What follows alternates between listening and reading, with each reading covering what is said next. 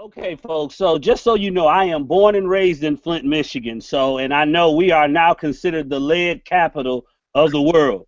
If you have been watching, especially MSNBC, I want to give a shout out to Rachel Maddow, who literally allowed this plight that we've been fighting over the course of the last few years to come to light on the national level. For those of you who don't know, in a cost-saving move, our governor, the Honorable Rick Snyder, and his emergency managers decided that it was cheaper for Flint to get its water from the Flint River versus getting it from where we had been from Detroit, which is we're actually getting it from Lake Huron.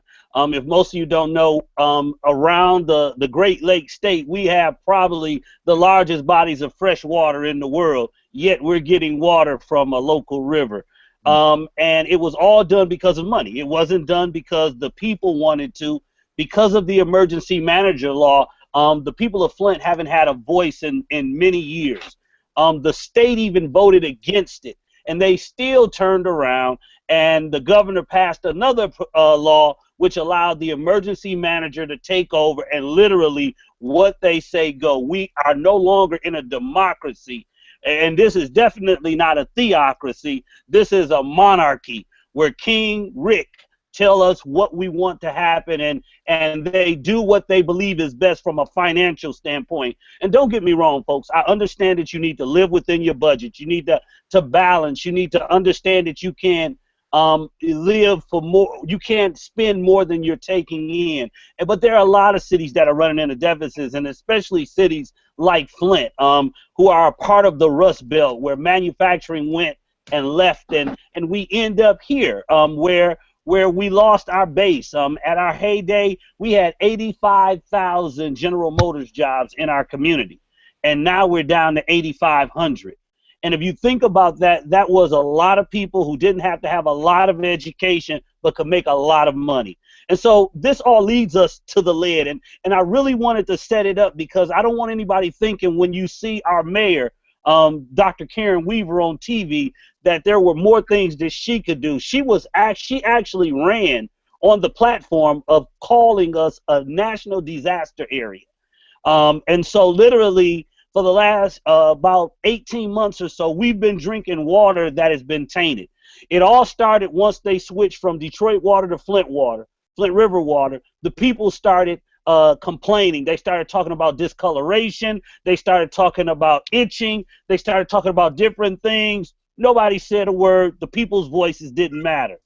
It kept going on, and the people continued. The voice began to get louder and louder, and yet still no one wanted to listen to the people. They didn't want to hear them. A group of concerned pastors, actually called the Concerned Pastors for Social Action, and other water activists began to come together and raise a stink because the water actually stunk. Nobody did anything about it. And lo and behold, it got to the point where a doctor began to see that there were elevated levels of lead in children. Wow. And they still didn't do anything, folks. We had a MacArthur scholar come in from Virginia Tech on his own dime, drove all the way from Virginia Tech to Flint and tested the water and said that there is something wrong here. To make a long story short, river water and lake water cannot be treated the same way. Had they done the treatment formula right, had our state level people who looked over the water understood what was going on, if the people who were actually switching us over understood, we could have nipped this at the bud. But what ended up happening, as they put these new chemicals in the pipes leached lead. Wow. And when they leached the lead went in the water. So not only did we eat it, we bathed in it, we cooked in it, we made formula out of it, and lo and behold, all of our children, they believe under the age of 6, have been exposed. They said some were 2 times more lead than other people in Flint, others 3 times more lead than people in Flint. And just so y'all know, lead don't go away. Lead is a death sentence.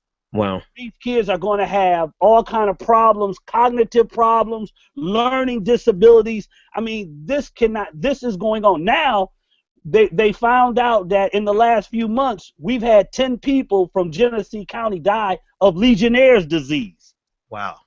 which we hadn't had any. And they believe that it goes back to the water.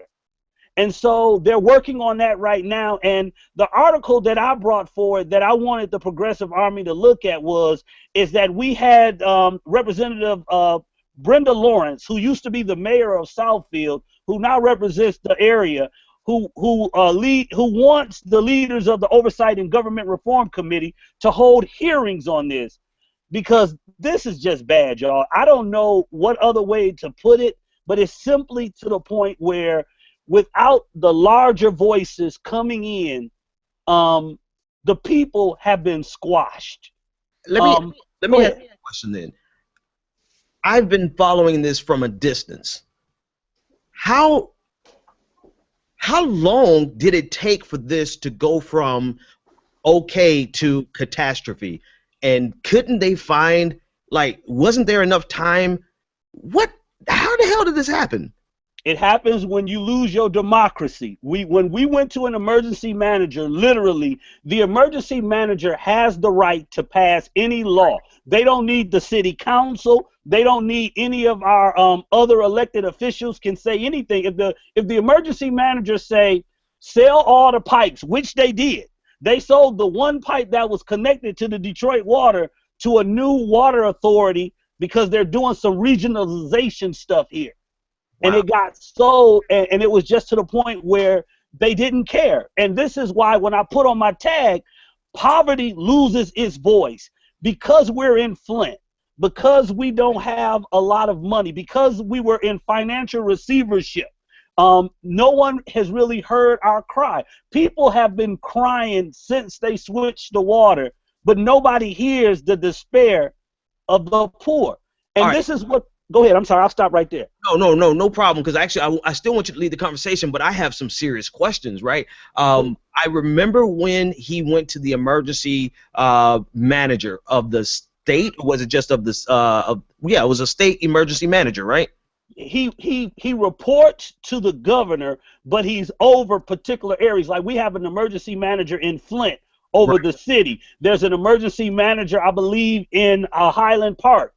There's an emergency manager that's over the Detroit public school system. So he uses emergency managers in areas where there are financial distresses, and they have these triggers that kick them in. Wow. And then they become king. And so his decision to get water from the river and not treat it correctly ultimately has led to how many kids, what's the estimated reach of this effect on the children? Right now, they said they've had about 6,000 kids tested, and they said that with a higher level of lead. But again, you have to understand that a lot of the kids haven't even been tested. Wow. I mean, and Ben, I'm gonna say this, and I know this sounds asinine, but this is the truth. There are people who still drinking this water.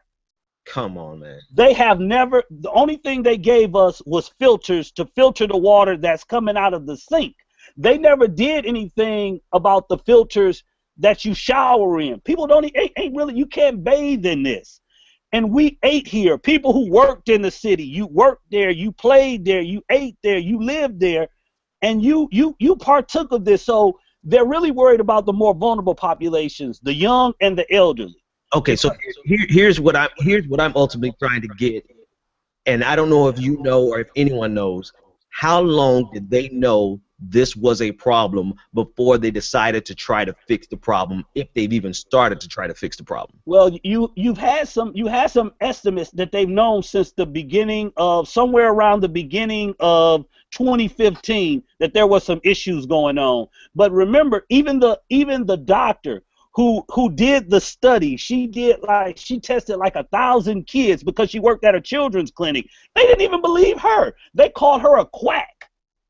Here she is, a pediatrician, and they call her a quack. They said she used quack science. So it's been going on since about the beginning of the year, and then it's been picking up momentum and more momentum. And yet, get this, y'all, The state has still not set up water stations. What they did is that they have people who've been donating water to Flint. And so what they've been going around doing is finding people who got the donated water from people who donated, and the state has the governor has dispatched the National Guard to go pass it out. But the state has not spent its own dime because, again, we're in receivership. Anything that happens to us falls to whoever is running the city, and who's running the city is the governor. So, but the governor, he still hasn't declared a state of emergency yet. So FEMA and other monies can become available for us because we're just like them folks. I believe that it happened was it West Virginia, where they actually had that spill. Yes. And they had them water buffaloes and those things like that out there for people to get water from. We have none of that. If people are not giving out of the kindness of their heart, we don't have water. And so you feel, and I don't think it's a matter of what you feel. I think you've demonstrated that this is directly connected to the fact that they implemented basically a dictatorship from this emergency manager to control the region that was hard up on funds already. I remember when this came down. This was less than 2 years ago that this emergency manager kicked in. Was it 2-3 years ago? Emergency manager laws, I'm not even going to put that on Rick Snyder, started under actually Jennifer Granholm, who is one of the surrogates for Hillary Clinton. But what it was is that they only went to the area of need. So if you had a problem in your say your transportation department, an emergency manager could come and make sure that part was okay, but the rest of city government was still governed by the people. Rick Snyder put it on steroids. Wow. And they made it so that literally what they say go. And then the people from the state repealed the law. And he turned around in the lame duck section and added a spending bill to it so that with a spending bill in the state of Michigan, you can't recall a spending bill. So anything that got money attached to it, you're stuck with it.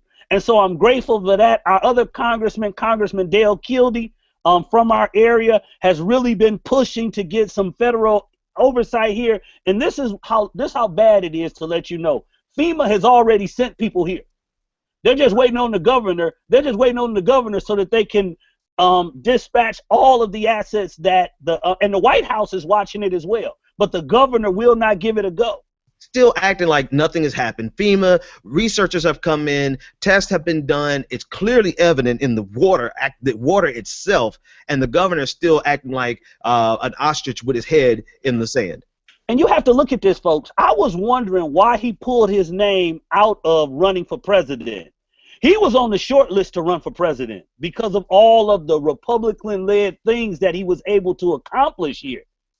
And lo and behold, all of a sudden he just pulled back. And I believe that he pulled back because as they were doing the vetting, they began to see that some of this stuff was going to come to a head and come out sooner or later. Wow. Patrick, JP, where are we going by, JP or Patrick? Hey, I'll answer to anything. Hey, you will even work tonight. Hey, you, what are your closing thoughts for that, and give us some closing thoughts on that? My closing thought is simply this. I want us to always remember that there are people around this country who are wondering why the citizens of Flint are not standing up, are not fighting back. But I'm here to let you know that sometimes your arms just simply get tired. This city has been beaten so many times over so many different things that literally apathy has begun to set in, even when what is happening to them is actually killing us. Wow. We're dying. But I want you to understand that we still need other people to come around to encourage us to continue the good fight, to not give up on us so that we won't give up on ourselves. And that's what my hope is for my city, that with the help of others like the Progressive Army, like the Ben Dixon Show, we'll get the word out and say that, you know what, this city is worth fighting for. This city is worth restoring. This city is worth rebuilding. This city can still be Flint. Wow. Ladies and gentlemen, that's JP Rankin. He is one of my chiefs that I go to with the Progressive Army. He's the guy that I want you to get in touch with if you want to be active in the Progressive Army. The Progressive Army is an actual group of people, and it is growing. It's not a small clique. It is anyone who is a progressive person that is ready to fight back, but not just with anything, with truth and knowledge. JP Rankin, thanks so much for that, man. Hey, thank you, man. It was great to have the opportunity to share